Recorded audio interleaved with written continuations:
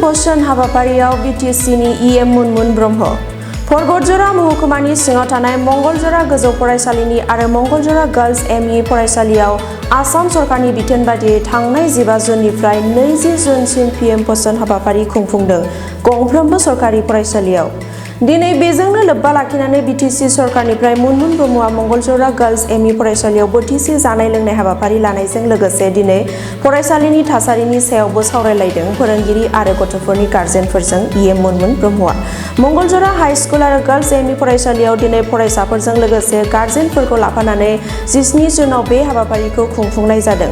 सुलुङाव मिथिनाय बादिब्ला मुनमुन ब्रह्मआ फोरमायदों दि बे हाबाफारियाव बोथिसे जानायजों लोगोसे सावरायलायनाय हाबाफारियाव बे फरायसालिनि थाखाय मावनांगौ हाबाफोरखौ मावनायनि खोथा होदों आरो गंनैबो फरायसालियाव बे फाइनान्सियेल बोसोराव बाउन्डारि आरो गेट होनायनि थाखाय खोथा होदों।